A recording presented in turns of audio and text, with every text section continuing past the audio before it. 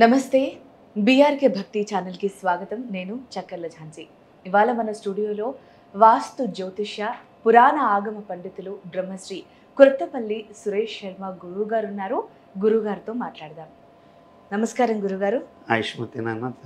గురుగారు, మీరు ఇంత చక్కగా మరి అమావాస్య గురించి చెప్తూ ఉంటే నాకు ఇంకొక చిన్న డౌట్ ఏమని వచ్చింది అని అంటే, అమావాస్య రోజు జన్మించిన వారికి ఏ విధంగా ఉంటుంది? ఎందుకంటే చాలా మంది అంటారు, ఆడపిల్లన అమావాస్య రోజు పుట్టిందా చాలా మంచిది, అబ్బాయి పుట్టాడా వీడు దొంగ అవుతాడు అని అంటారు గురుగారు. దొర అవుతాడో లేదా దొంగ అవుతాడు అంటుంటారు. అవును గురుగారు, దీనిపై కొంచెం మా కోసం వివరణ ఇవ్వండి గురుగారు. యాక్చువల్గా 30 తిథులు కూడా ఏ తిథికి ఆ తిథి విశిష్టమైన తిథులే. ఏ తిథిని కూడా తీసేయాల్సిన లేదు. అష్టమి రోజు పుట్టాడు కష్టాలకు కారకుడు అవుతాడంటే మహానుభావుడు కృష్ణుడు అష్టమిలోనే పుట్టాడు. అవును గురుగారు. ఈడు చవితిలో పుట్టాడు అన్ని పనులు విఘ్నం అవుతాయంటే ఆ వినాయకుడు పుట్టాడు. అదే అష్టమిలో దుర్గాష్టమి చేసుకుంటాం. కాబట్టి అమావాస్య పితృదేవతలకి మంచిది. ఎవరైతే మీరు అన్నట్టు అయితే దొర లేకపోతే దొంగ అవుతాడు అనేది ఎప్పుడంటే అమావాస్య, ఆదివారము, భరణీ నక్షత్రము అవన్నీ కలిపినప్పుడు అంటే లగ్నాన్ని పంచకరహితం అని చేస్తుంటాం. సో వాడు పుట్టిన లగ్నం అన్నీ కలిపినప్పుడు చోర లగ్నం అనేది పడుతుంది. ఆ చోర లగ్నంలో గనక పడితే వాడు మహా దొంగ, మామూలు దొంగగాడు. వాడు స్మార్ట్నెస్ నేర్పిస్తాడు. ఇప్పుడు ఉన్నారు కదా మనకి, ఇప్పుడు కనపడుతుంటాయి కదా, ఒక్కొక్కడు కనపడకుండా 500 కోట్లు కొట్టేశాడని, హ్యాకింగ్ చేశాడని, తర్వాత ఈ పెద్ద బ్యాంకులకి మొత్తం తెలియకుండానే కన్నం పెట్టాడని మహానుభావుల పేర్లు వింటుంటాం. వాళ్ళందరూ ఇటువంటి వాటిల్లో పుట్టారు. కాబట్టి అందరూ అమావాస్య రోజు పుట్టిన దొంగలు ఎవరు? అమావాస్య, ఆదివారము, అర్ధరాత్రి కావచ్చు, పగలు కావచ్చు, భరణీ నక్షత్రంలో చోర లగ్నంలో పుట్టాలి. ఆ భరణీ నక్షత్రంలో పుట్టినోడు ధరణి వెళ్తాడు అంటారు. కొన్నిసార్లు వెళ్తుంటారు. ఎట్లా తెలుసండి? జనాలందరికీ గుండు కొట్టినోడు ఒకరోజు పైగా చూస్తే వాడు గొప్ప మినిస్టరు, రాజకీయ నాయకుడు అయి ఉంటాడు. వాడు గుండు కొట్టే ఉంటాడు జనాలకి. ఎక్కడో తీరా అంటే ఎవరిని తొక్కందే పైకి ఎట్టొస్తామని వీళ్ళు మళ్ళీ జనాలకి కొత్త నీతులు నేర్పిస్తుంటారు. కాబట్టి వీళ్ళని గురించే శాస్త్రం క్లియర్గా చెప్పింది. ఆడపిల్ల పుడితే అమావాస్యలో చాలా వెలుగు అని ఎందుకన్నారంటే, సహజంగానే ఇంటికి ఆడపిల్ల వెలుగు. ఎవరికి నచ్చినా నచ్చకపోయినా ఇది సత్యం. ఆడపిల్ల ఇంటికి వెలుగు. ఒక మగపిల్లవాడున్నా ఆడపిల్ల లేకపోతే అది వెలుగు కాదు. అట్లాగే ఆడపిల్ల ఉన్న దగ్గర ఒక మగపిల్లవాడు ఒక రక్షణ. అంతేగాని ఆడపిల్ల పుట్టడం అమావాస్యలో పుట్టితే ఎందుకు అన్నారంటే, అమావాస్య లక్ష్మీదేవికి దీపావళి అమావాస్య రోజు ప్రత్యేకంగా పూజ చేస్తాం. సో ఈ అమావాస్య రోజు పుట్టడం ద్వారా ఆడపిల్ల పుడితే శుభం కలుగుతుంది అనేది ఒక మాట. అయితే ఇదే ఆడపిల్ల కృత్తికా నక్షత్రంలో ఆదివారం రోజున అగ్నిముఖ నక్షత్రమైనటువంటి కృత్తికలో పుట్టి, ఆ తర్వాత రాహుకేతువుల చేత దోషం పట్టి, అదే అమ్మాయి వృశ్చిక లగ్నము, కర్కాటక లగ్నము, మకర లగ్నంలో కనుక పుడితే ఖచ్చితంగా తల్లిదండ్రులని చంపడము, లేకపోతే తల్లిదండ్రులని విభేదించి, ఇప్పుడు మన మారుతిరావు కూతురు పుట్టింది ఒక అమ్మాయి అనకూడదు. అమ్మాయి జాతకం నాకు తెలియదు. నల్గొండలో మీకు తెలుసు అనుకుంటారు, మారుతిరావు అని ఒక జరిగింది. సో అమ్మాయిని మనం అనకూడదు. కానీ అమ్మాయి జీవితంలో జరిగింది ఏంటండి? ఇప్పుడు అమ్మాయి ఇష్టపడినోడు ఆ అమ్మాయికి దక్కలేదు, తండ్రి లేడు. ఈరోజు తండ్రి సంపాదించిన ఆస్తుల మీద పోయి కొట్లాడి తెచ్చుకోవచ్చు, కానీ సుఖమే ఉంది. నువ్వు దేనికోసం నువ్వు వెళ్ళావో అది నీకు ప్రాప్తం కాల. అతనే లేడు. నీ తండ్రి, నిన్ను ప్రాణాధికంగా ప్రేమించిన తండ్రి నీకు దూరం అయిపోయాడు. నిన్ను దగ్గరగా బాగా ప్రేమించిన తల్లి నీ యొక్క సౌభాగ్యాన్ని నువ్వు దూరం చేసావు. ప్లస్ నీ చిన్నతండ్రులు, నీ మేనమామలు, నీ బంధువర్గం, నువ్వు అనుకునే వాళ్ళందరూ నీకు దూరం అయినారు.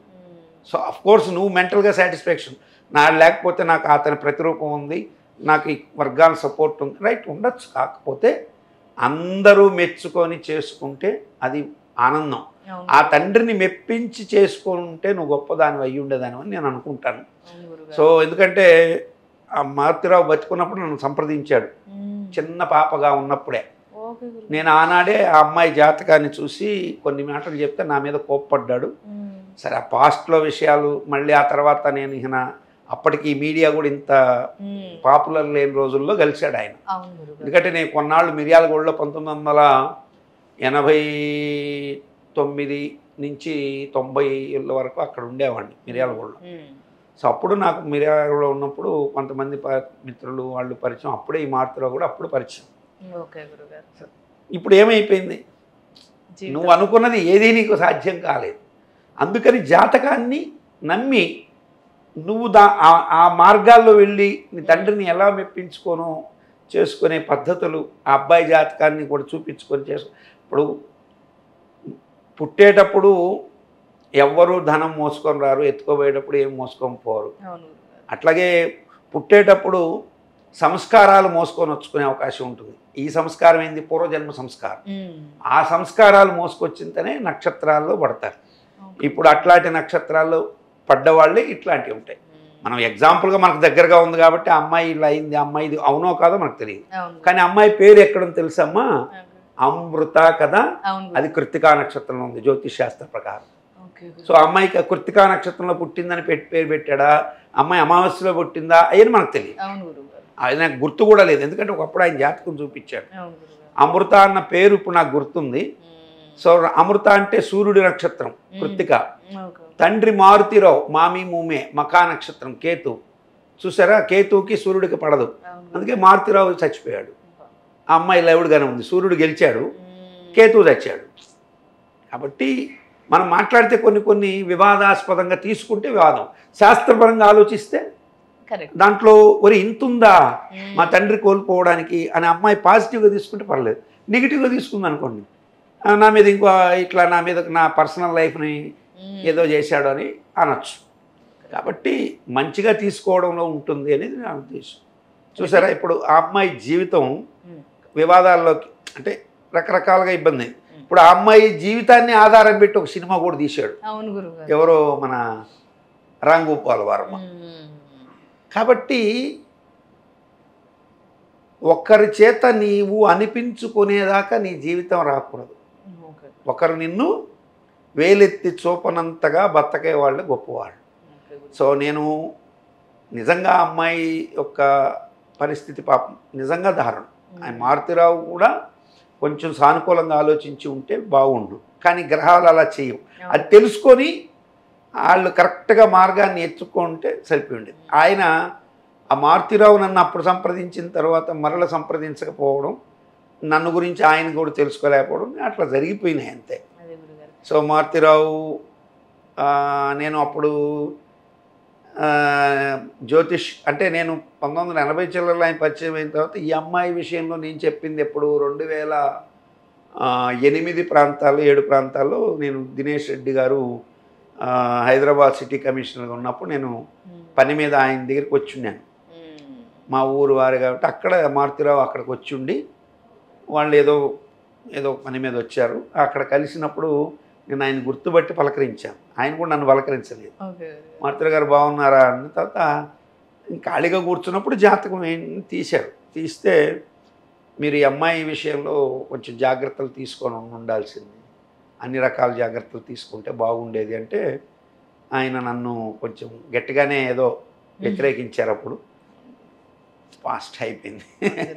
ఏదేమైనా జాతకరీత్యంలో మనం మార్పులు చేసుకోలేం కాబట్టి వాటిని చూయించుకొని పరిహారాలు కనుక చేసుకున్నట్లయితే అప్పుడు మారుతిరావు గారి యొక్క ప్రేమ, కూతురు మీద ప్రేమను చూసి నాకు నిజంగా ముచ్చట వేసింది.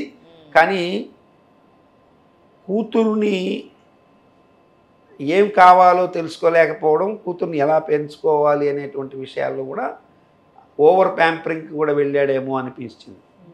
ఎందుకంటే పిల్లలు అడిగిందల్లా తీసిస్తూ వస్తే వాళ్ళకి ఏం తెలియదు.